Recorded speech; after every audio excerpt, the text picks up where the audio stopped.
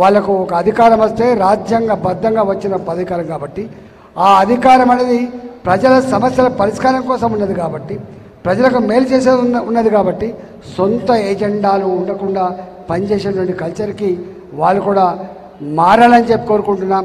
నేను మాత్రం బాగా చెప్తా, ఇవాళ ఎమ్మెల్యేలు కావచ్చు, వాళ్ళు ప్రభుత్వం వేరే పార్టీ కావచ్చు, ఈ నియోజకవర్గ సమస్యల పరిష్కారంలో నేను బ్రాడ్ పర్స్పెక్టివ్ తోటి సమస్యల పరిష్కారంలో ఎవరినైనా కలుస్తా, ఎవరికైనా దరఖాస్తు ఇస్తా, చేయమని కోరితే చేయకపోతే కొట్లాడుతా అని చెప్పి మీకు మాట ఇస్తూ, ఇవాళ మాకు ఇంకా మీటింగ్స్ ఉన్నాయి, నేను మళ్ళీ వస్తా. నా మాటలు ఏం కొత్త కాదు మీకు, నా చేతలు కూడా కొత్త కాదు మీకు.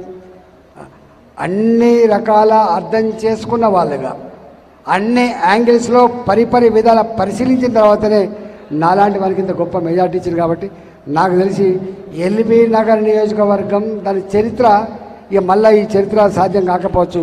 1,06,000 మెజార్టీ ఇచ్చి ప్రతి బూతులో ఈ విజయం కేవలం పార్టీ కార్యకర్తలు నాయకులు మాత్రమే ఈ విజయం సాధ్యం కాదు. ఈ విజయం ఎప్పుడు సాధ్యమైందంటే ప్రజలు వాళ్ళంతట వాళ్ళే ఎత్తుకొని గెలిపించాలనే సంకల్పం ఉంటే తప్ప సాధ్యం కాదు. ఇక్కడ కులం రాజ్యమయ్యే ప్రయత్నం చేసింది, డబ్బులు పంచే ప్రయత్నం చేసిండ్రు, దావతలిచ్చే ప్రయత్నం చేసిండ్రు, ప్రలోభపెట్టే ప్రయత్నం చేసిండ్రు, దబాయించే ప్రయత్నం చేసిండ్రు.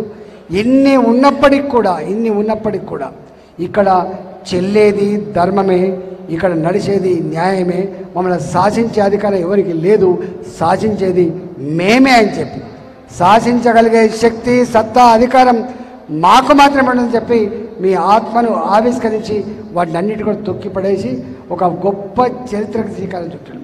హుజరాబాద్లో ఆనాడు 2021లో ఎన్ని వందల కోట్లు పంచినా, ఎన్ని ప్రలోభాలు పెట్టినా, దబాయించే ప్రయత్నం చేసినా అక్కడ ఎట్లయితే చెల్లలేదో ఇక్కడ కూడా అది చెల్లలేదు.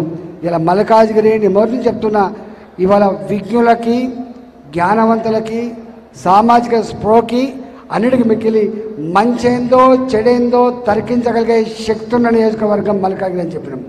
ఇది మినీ ఇండియాగా అనేక భాషల, అనేక ప్రాంతాల, అనేక సంస్కృతుల, అనేక రకాల ప్రజల నిలయం ఉన్నటువంటి నియోజకవర్గం కాబట్టి దాని తగ్గట్టుగా ఇవాళ ఈ తీర్పు వచ్చినట్టుగా భావిస్తూ ఉన్నారు. కాబట్టి డెఫినెట్గా చివరిగా ఒక మాట, మీరు ఏ నమ్మకాన్ని, ఏ విశ్వాసాన్ని నా భుజాల మీద పెట్టినో సమున్నతంగా నిలపడంలో మీ బిడ్డగా నిరంతరం కృషి చేస్తా అని చెప్పి మాట ఇస్తూ సెలవు తీసుకున్న.